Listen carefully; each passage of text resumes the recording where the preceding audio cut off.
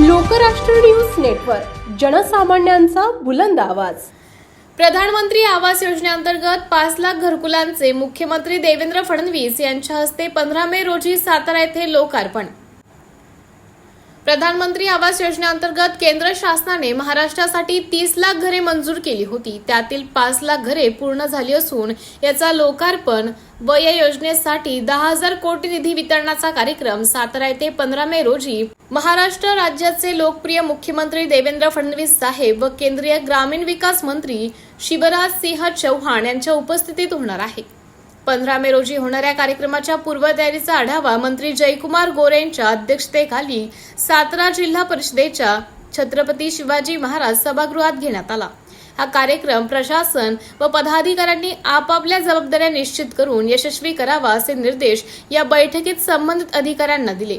यावेळी जिल्हा परिषदेच्या अध्यक्षा प्रिया शिंदे, आमदार मनोज घोरपडे, जिल्हाधिकारी संतोष पाटील, मुख्य कार्यकारी अधिकारी याचने नागराजन, पोलीस अधीक्षक निखिल पिंगळे, जिल्हा परिषद उपाध्यक्ष राजू भोसले, जिल्हा परिषदेचे समाज कल्याण सभापती ऋषिकेश धायगुडे पाटील, महिला व बालकल्याण समितीच्या सभापती ऋतुजा विराज शिंदे, अर्थ व शिक्षण समितीच्या सभापती तेजस्विनी विक्रमशील कदम यांच्यासह विविध विभागांचे अधिकारी, विविध संस्थांचे पदाधिकारी उपस्थित होते।